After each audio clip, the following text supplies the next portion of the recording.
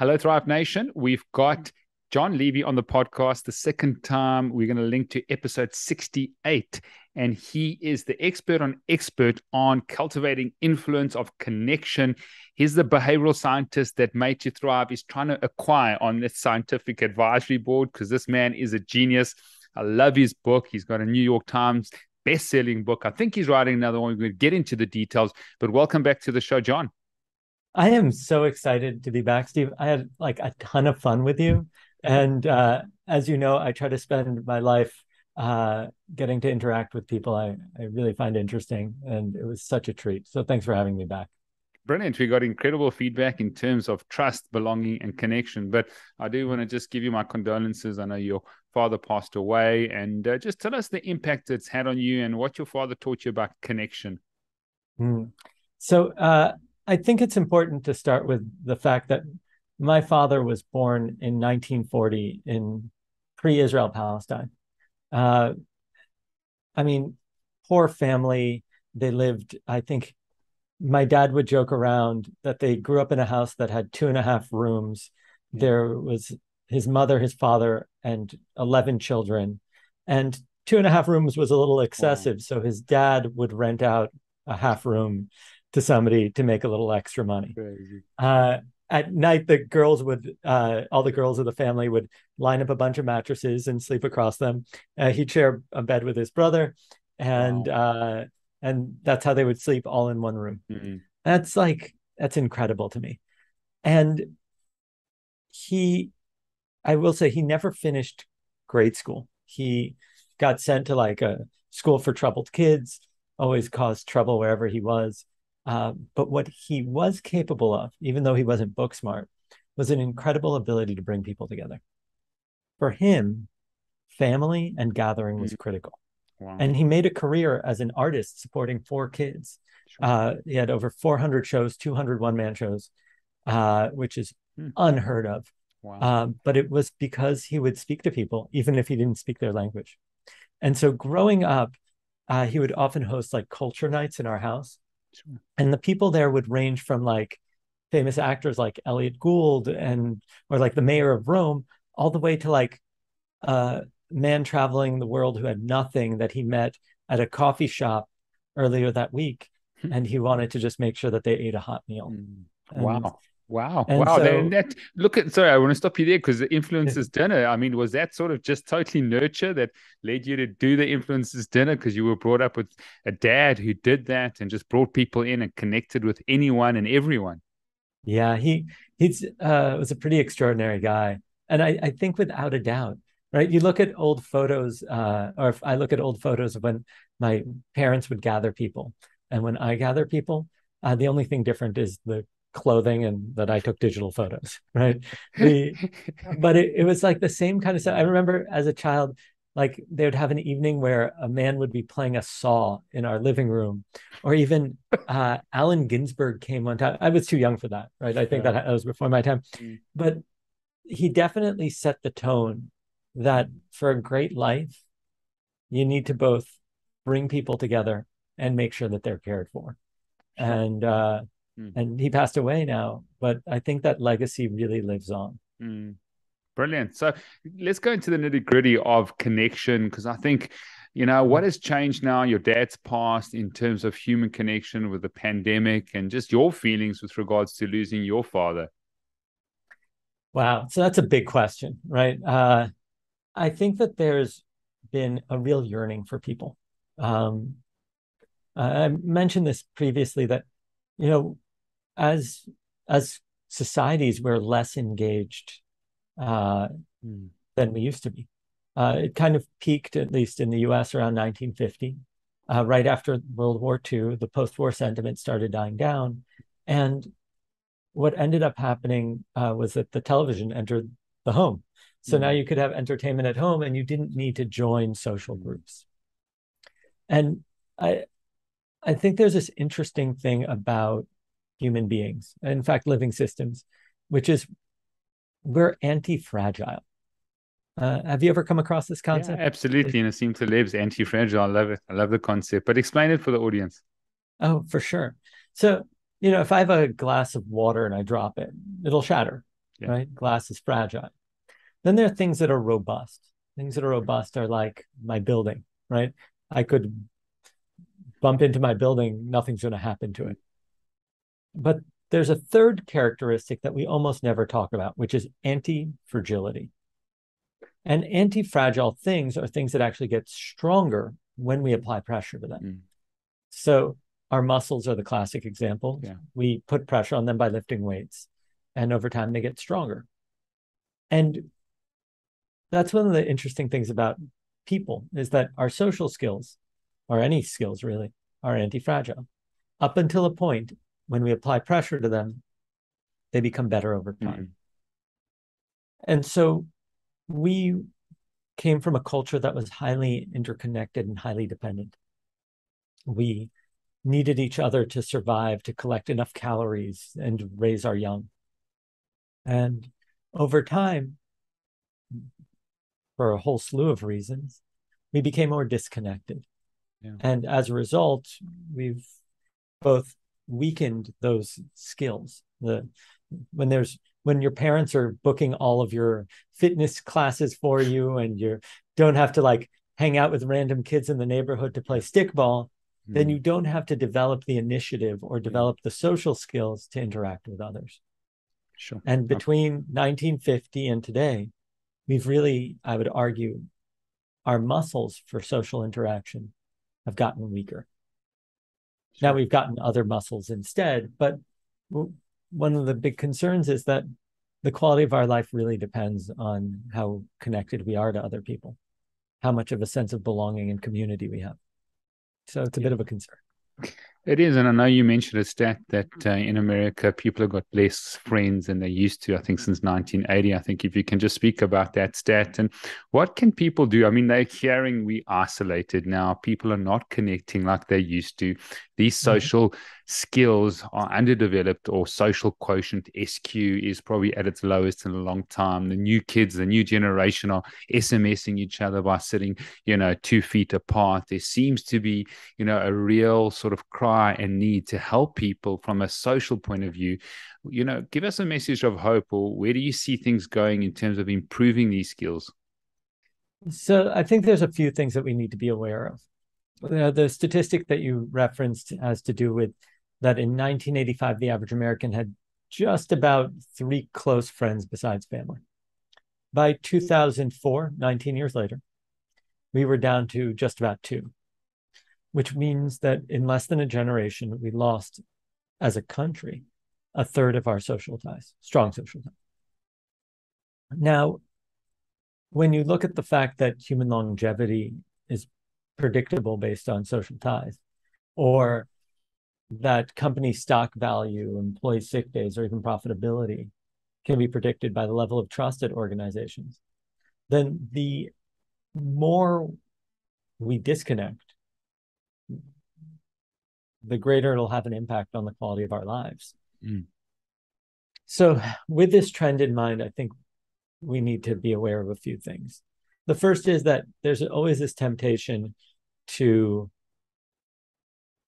take the way that we lived our life and assume that the next generation has to have it the same way, that they need the exact same skill set. Now, in the case of connection, I think that that's one of these that I think is a fair concern, because it has an effect on so many other things, right? But just because I grew up in a city doesn't mean, and loved it, doesn't mean that it's best for what my kids are going to experience. And just because my friends grew up in the suburbs doesn't mean that that's what's best for their kids. So I think it's important to separate kind of what's actually important and what isn't. Now, as far as what I think we're going to be seeing is a higher emphasis on social ties in the workplace. And the reason is that the workplace is one of the few areas that you have to interact with people that you don't necessarily know and or like or could even relate to, right? You could have like that super awkward friend that all they want to do is talk about like, super technical aspects of weather. And you're like, why are you talking to me? Like, I think it's cool, but like, whatever, right? But you still need to interact with them. And when I think it was a study by Verizon looked at, if you have a best friend at work, you continued to work there. If you Sure. didn't, you were really likely to leave.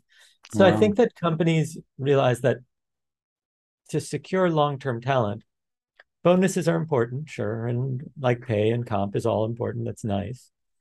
But there's going to be a really big pressure on HR and management to ensure that people are connecting to each other in a meaningful way. Mm. Otherwise, the war for talent will go to the companies that have the strongest culture of connection. And we'll also see that those companies that train people to interact will also do better. And the reason is that we're not seeing it in schools. And we can't expect it to come from schools because they're just already maxed out. So one of the reasons that we'll see it is that if the only place you experience connection is at the workplace, you are going to become super judgmental of your workplace the way that you are of your family. And these large companies just don't need that, right? So the Metas, the Facebooks, the Apples of the world don't need more judgment from their people. So they want to have enough social ties inside the company that it makes it a really positive work experience and that you experience belonging. But that you have enough social ties outside of the company that the only place you get meaning isn't when you show up for work. Yeah. But aren't the companies putting their money where their mouths are? I mean, I know it sounds good, that we need good sort of culture. And I know you do a lot of consulting. I'd love to hear about the stats about how you're consulting into these organizations. Are they putting significant money behind formulating an incredibly trusting environment and culture? So I think that the answer is it's company to company dependent, right? A few months ago, I was at an event. We were a bunch of celebrities and a bunch of business leaders. And we were meeting with members of government to advocate for more arts. And one of the questions posed to this actor is, why do actors keep speaking out about politics and many of them just sound like complete fools? And should they even be doing this or should they just stick to acting? And his response, I thought, was very eloquent. He said, the expectation that any one industry would have less idiots than any other industry is unfair. Yeah. Right? Acting, just like sales, just like medicine, you get this like real range of people who are complete morons to absolutely brilliant geniuses. And I think that the question of, do we see it? Are they concerned? The answer is yes, but there's such a variety of styles and cultures across companies. Some companies couldn't care less as long as you produce the result. Yeah. Right? Some companies, I just got off of a call with somebody at Roblox, which is this incredible gaming company. And their policy is that they have a long-term view of everything. That's one of their policies. So as a byproduct, if that's really a core value of yours and you live by it, then yeah, you're going to want to really invest into culture because if you're not focused on making profits today, you better have those people engaged for the next 10 years so that you can produce the products that you want. So I think that I'm absolutely seeing it. The issue is that I'm biased because where I'm seeing it is the companies that hire me. Yeah. Sure. Right. Like the companies that don't care wouldn't hire me, and I'd never come in contact with them anyway. Okay. So, but let's talk about, someone's listening and they got kids in terms of social quotient, improving social skills. I know you're saying the schools are maxed out. There's obviously now online school happening. My son's at a international university called Henley and he's online and he's missing that interaction, doing a finance degree. What can we do for the new generation? My daughter's 6 now. It seems that, people don't want to prioritize connecting. Both parents are often working. That wasn't the case when I was growing up. It was often, a primary breadwinner, and there was a lot of social interaction within our community and our suburb. So what can we do, or how can we sort of upskill the new generation?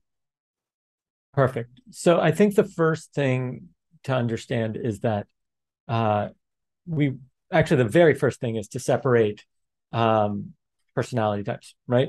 So we don't want to confuse weak muscles for introversion or shyness. Mm.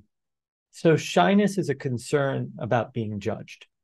So I don't speak up in a meeting or don't walk up to you to talk to you because I'm just scared that you'll judge me and you'll think I'm stupid or ugly or whatever it is.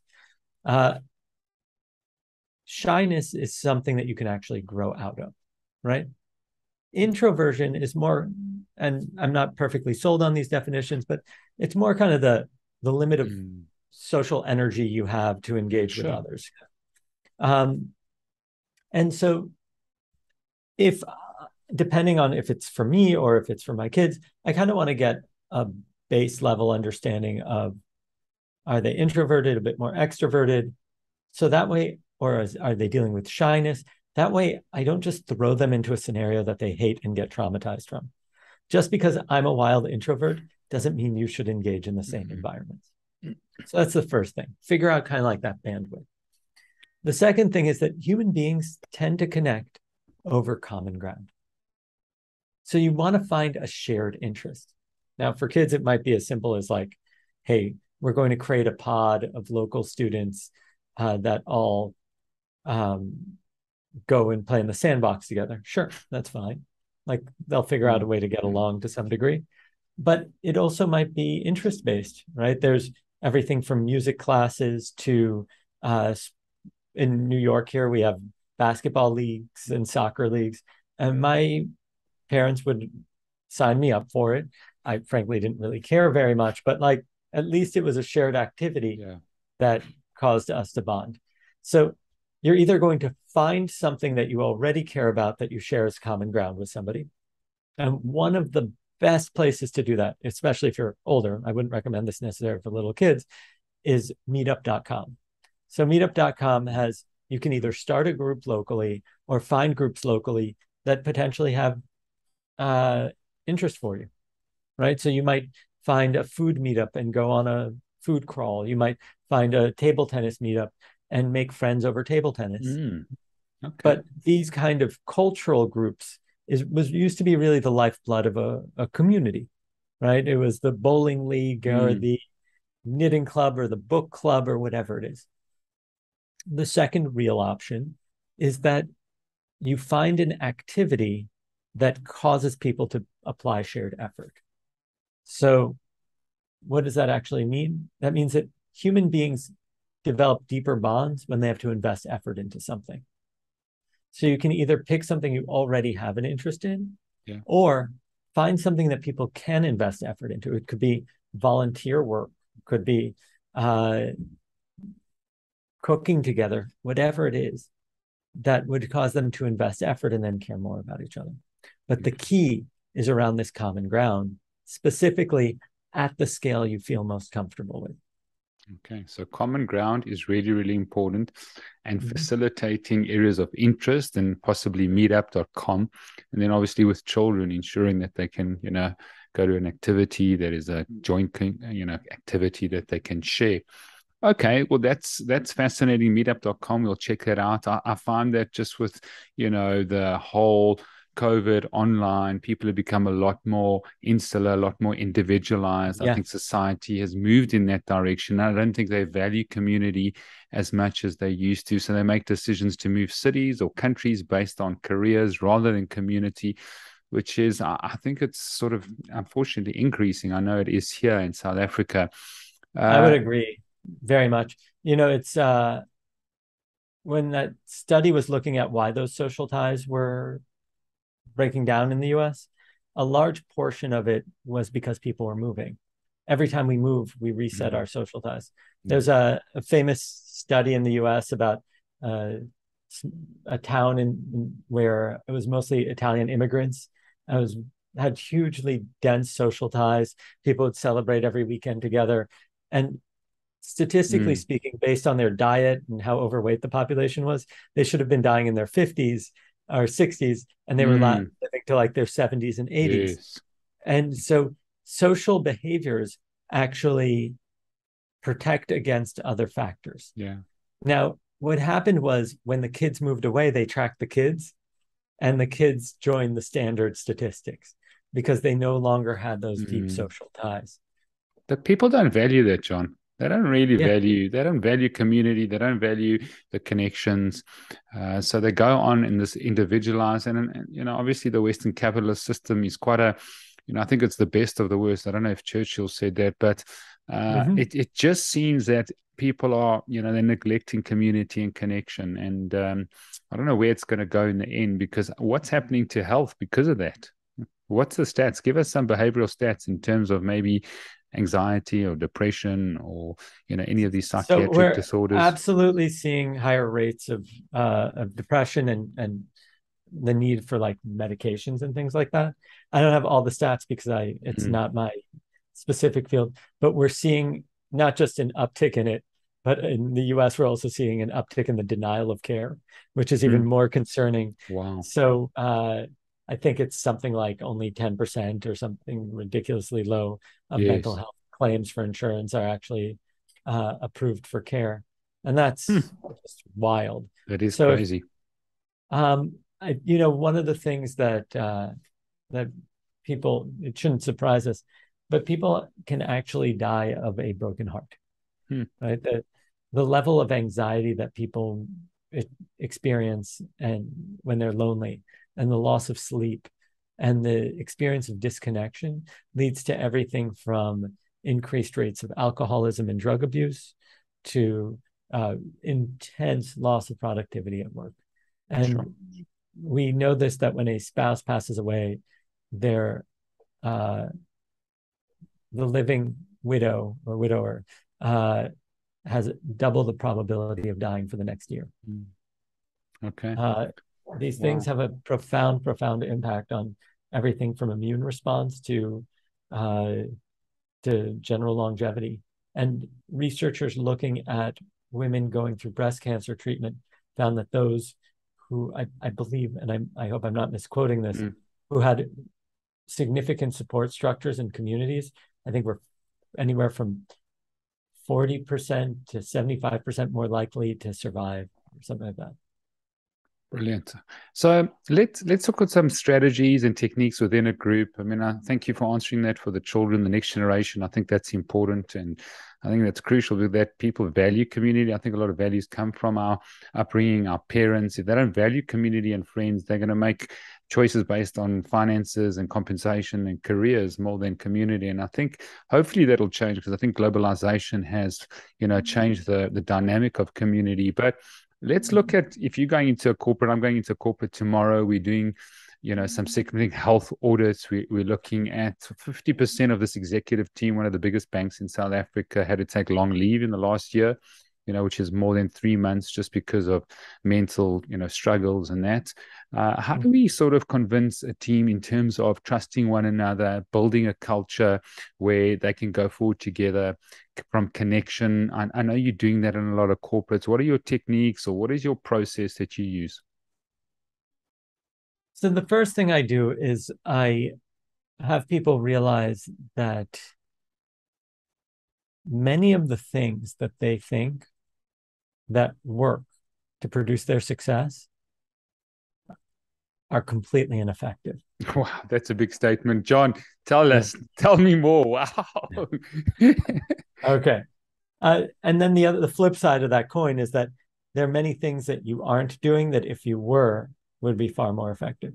Sure. So in the traditional model of corporate America, the objective is, I'm going to try and build trust by winning you over. It's pretty simple. That's true. That's true. Steve, let's talk. I'm going to take you out for dinner. And then hopefully during that dinner, you will like me enough that you will buy my junky software, my junk, whatever it is, right? My service, whatever I'm trying to hawk on you. And uncomfortable, right? You're hoping that people's personalities don't clash and that it's an enjoyable experience. Now, there is value to spending time together, without a doubt, but we cannot confuse meaningful connection with pure time, right? Now, there is a model that says you want to be friends with somebody or trust it. The model says you need proximity, you're near each other, duration, length of time, intensity, and commonality, I think it is, right? And so Just repeat that, because I think that's important. Trust, because I mean that's what people want to build with one another this within isn't a what team. trust, it's more like, will we be friends, right? Oh, okay. Trust is part of, so it's, first of all, you want to be near the person, right? So you want to be in their proximity. You want to spend a lot of time with them, right? If that time is really intense, it bonds them people more than if, right? If you're going through boot camp, it's very different than if you are both working on a farm and it's like a laid back, relaxed environment or something. I don't know if farms are intense. That might be a table. And then the more you share in common, the more you'll, right? So so that's kind of like a model for what causes. And if you want to increase friendship, you can increase any of those factors, right? Okay. Or play with them. You can increase intensity, so you both join a really competitive sporting league. That will probably bond you much faster than if you are part of a speed walking club or something like that. So, but the first thing is that we really want to break down people's presumptions, right? So they think that, okay, if I buy you a dinner, you'll like me more. Or I'm going to, sorry, you might be able to hear my cat meowing in the background. No problem. No problem. So the second thing that they might do is, have you ever been to like one of those corporate events where they give you a stupid gift bag with, Yeah. What do you do with all that stuff? Yeah. Like, let's be honest. You toss it, right? Or you re-gift Exactly. it. So we're actually devaluing the relationship. But that's kind of how we deal with stuff in corporate America. We say, hey, if you, I want to keep you here, or I want you to trust my organization. So I'm going to buy you something on your 2-year anniversary at the company. I'll get you a Starbucks gift card, or like, here's a gift card for some food at TGI Friday. I don't even know what people give. All right. And so the question is, if that really doesn't work, if you can't buy off a relationship, then what does? Yeah, exactly.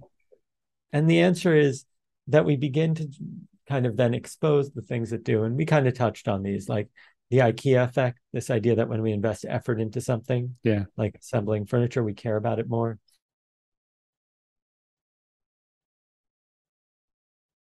Let's express vulnerability, and the other one recognizes it, which increases trust. There's the pratfall effect, and there are all these kind of characteristics that we break down of how trust actually works. And then in the process, they begin to see how they need to behave differently. Now, that's the first step. It's having people realize that there's a better option.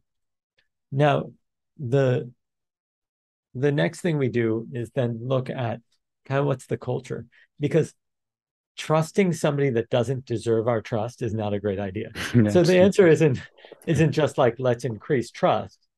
The answer is also, let's make sure that people are deserving of our trust.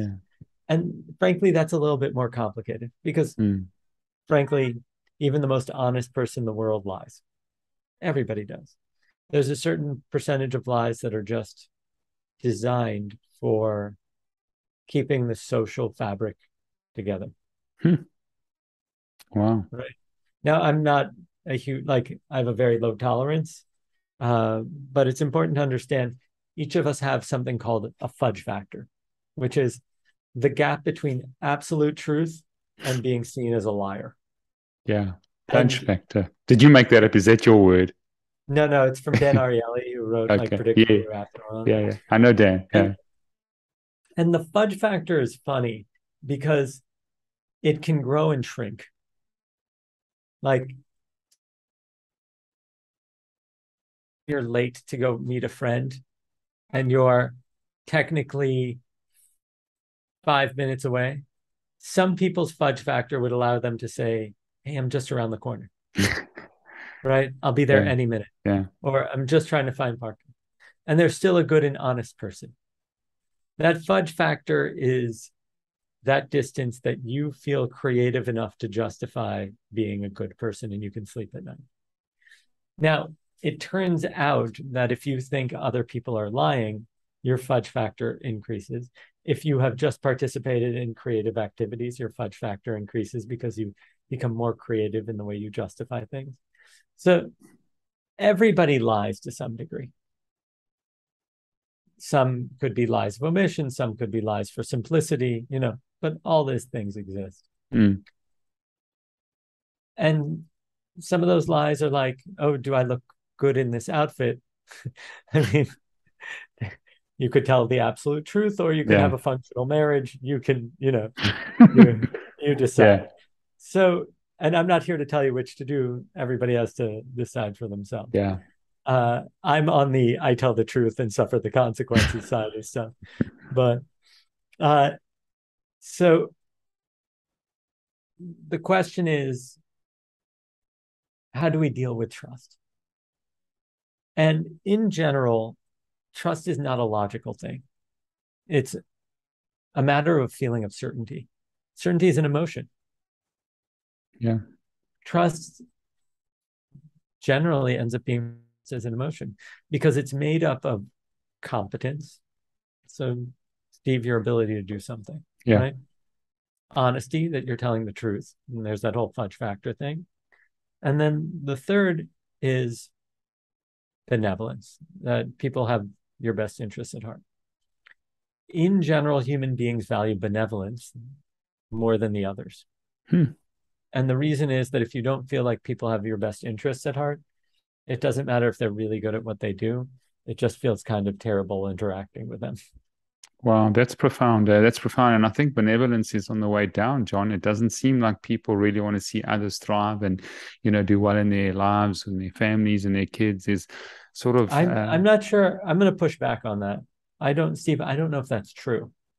I think that we are exposed to television that is full of drama. So we see a lot of examples that are terrible, and the news shares terrible examples. But for our society to function, overwhelmingly, we would need to be outnumbering the bad with good things. I hear you, but I just look at, say, we live in a cluster complex in this house here, and we've been, together, married 22 years. What my neighbors used to do for me previously in another complex that I was in is far more. They used to invite us into their home when we came in. No one invites anymore. People don't share spaces easily. They don't...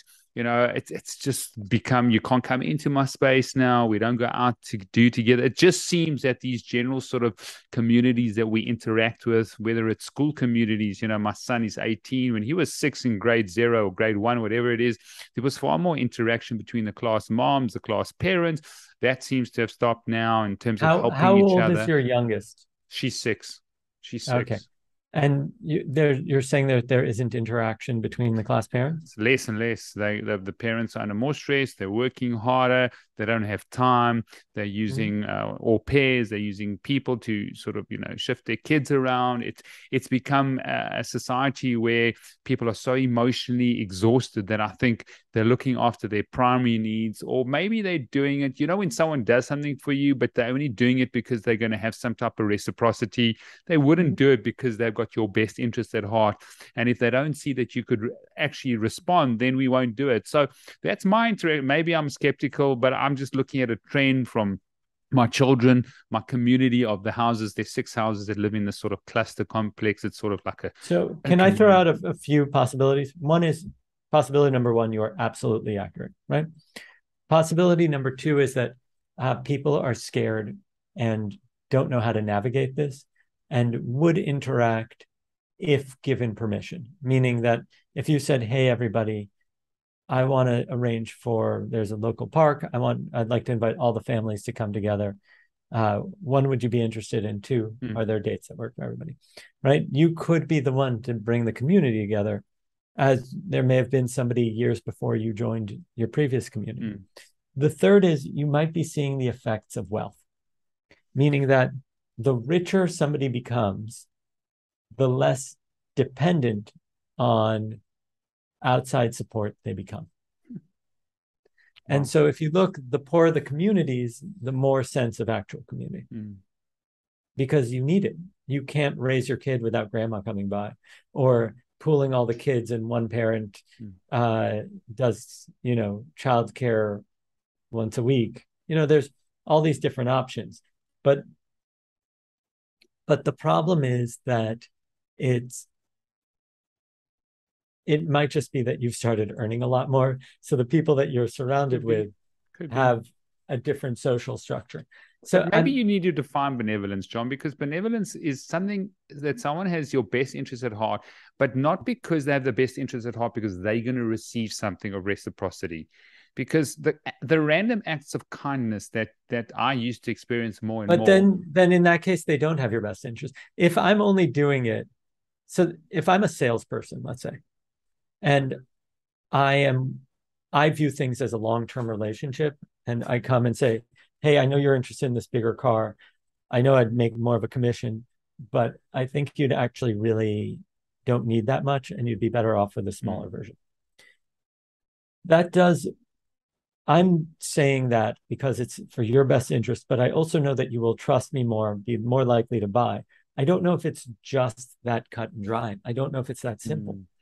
And I think that if I can go so far as to say, there's this, and this is what one of the things my next book is about, there's this impression in our society of what it is to be like our true authentic self, right?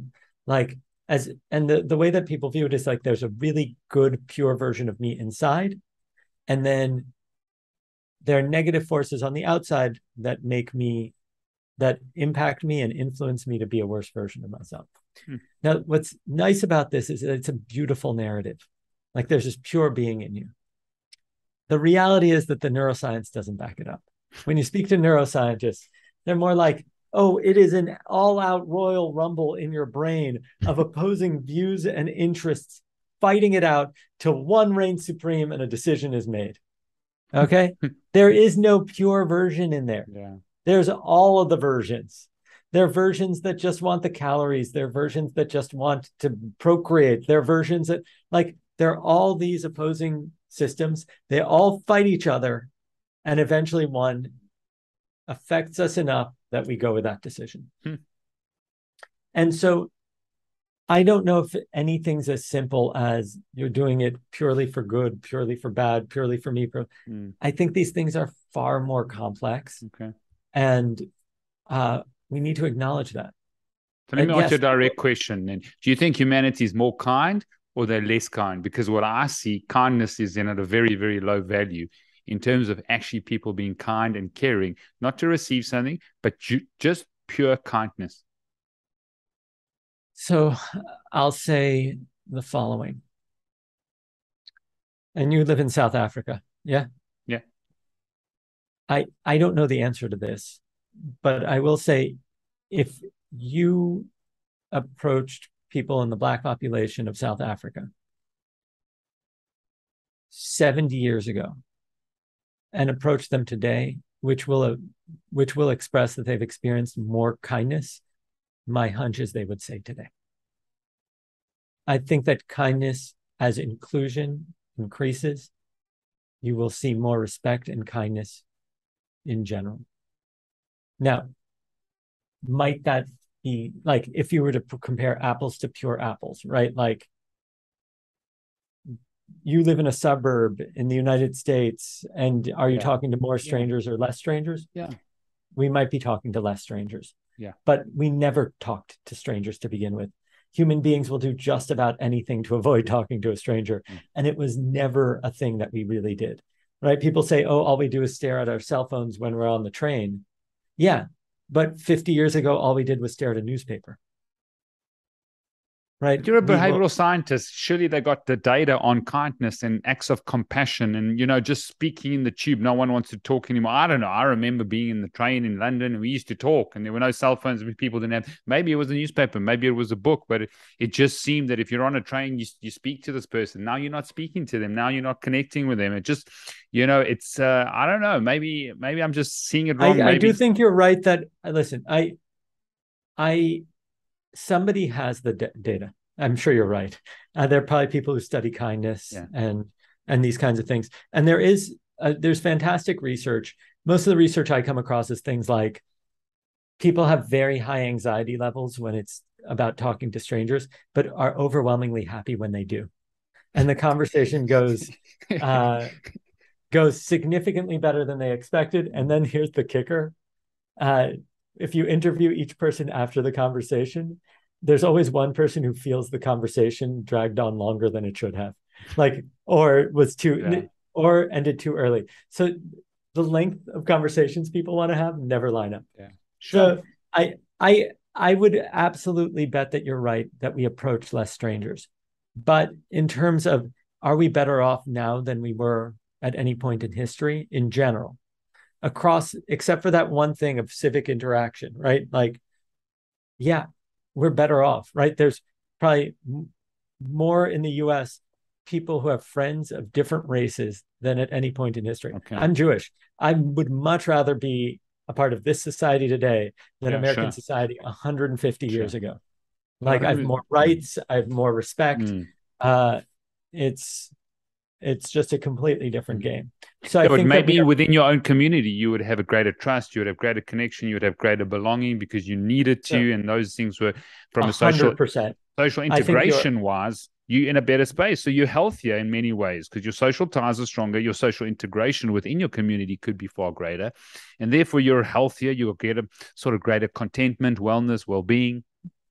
I think you're absolutely right in terms of, you look at the Amish community of the US, right? Which are generally segregated to some degree. There's varying levels. Some don't use electricity at all.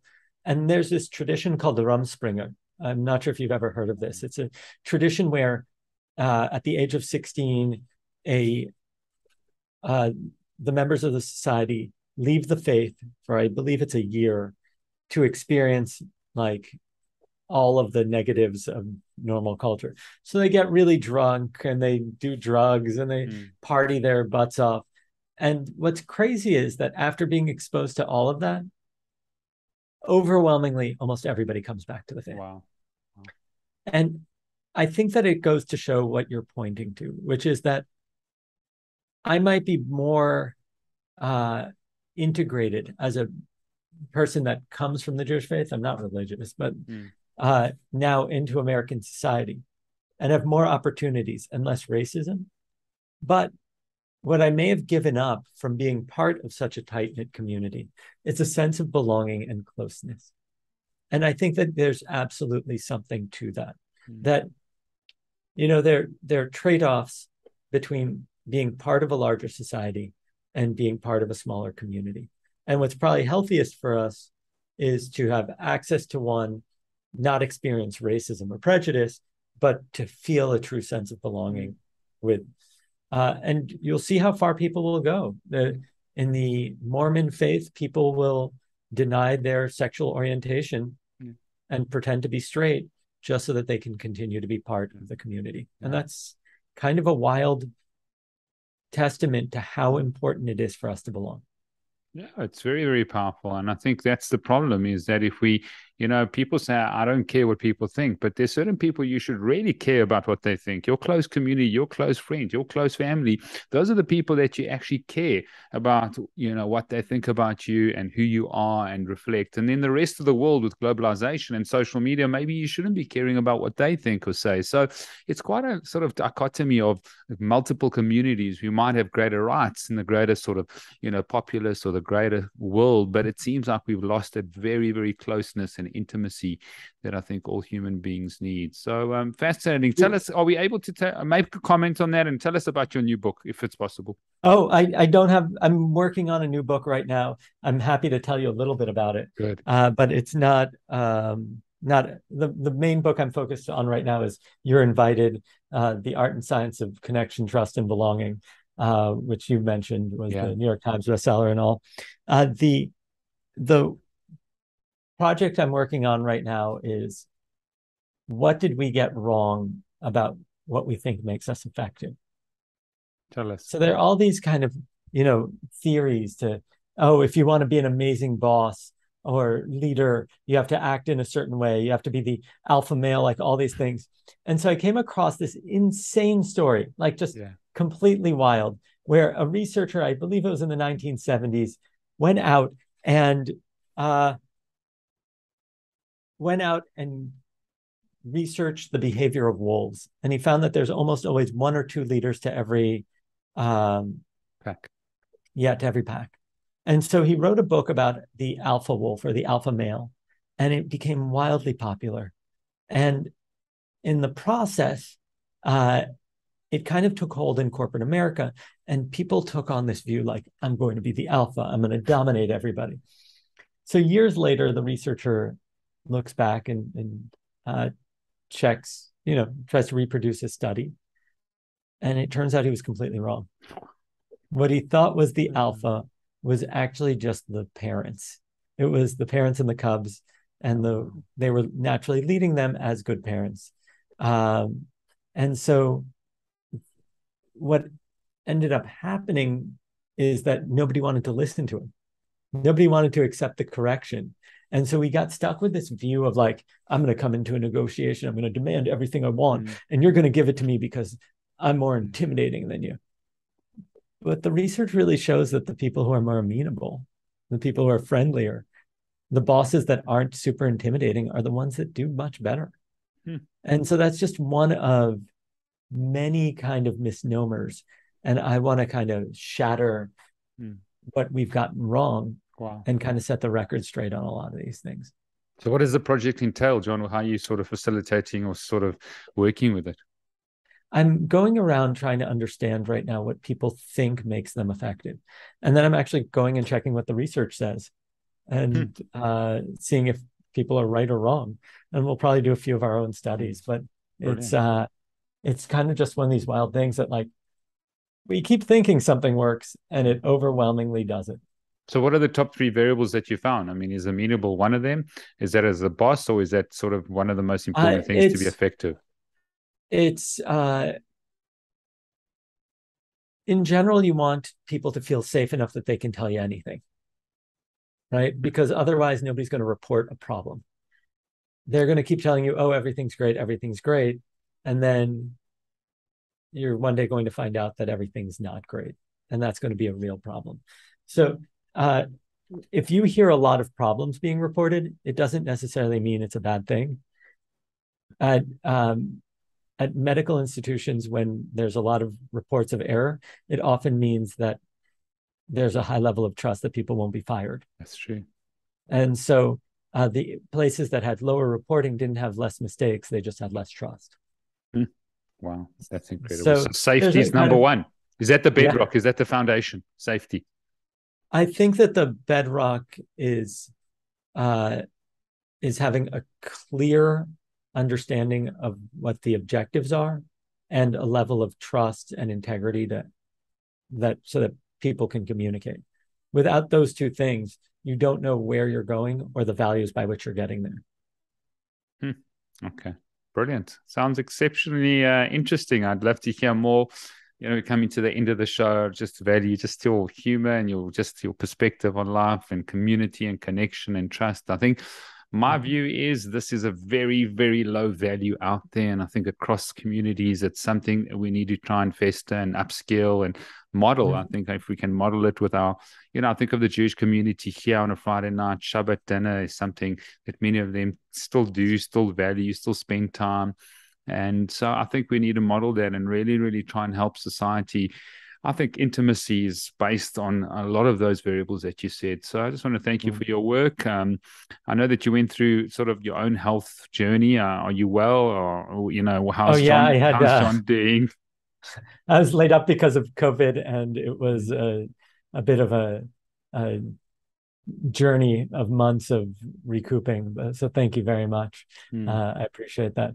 And I think I agree with you that we are in a situation where we need to really build the muscle to connect better and to put ourselves out there. I know it can be scary. I know we can feel like our skills have atrophied, but the positive benefits far outweigh the occasional like misfires. And I think that's what we really need to learn. Brilliant. Also, the influencers dinner, is that continuing, John? Are you still in the process with that? Just did dinner 266 across. Now we're in 11 cities in 4 countries. None yet in South Africa, but hopefully I'll get the invite out there one day. Yeah, So absolutely. We'd love to have you over and, obviously look at the structure and the process if you're willing to come. I think it's crucial. And I think when you do have dinner in your home, dynamics do change. I think you do build something which is exceptional. So well done to you. Congratulations. And just want to declare favor and blessing over you again, Jon Levy, and condolences to your father. He seems like he was an incredible man that taught you many things. You've overcome health challenges, and now you're looking at a new book. And just thank you so much. this has been a treat. Thank you.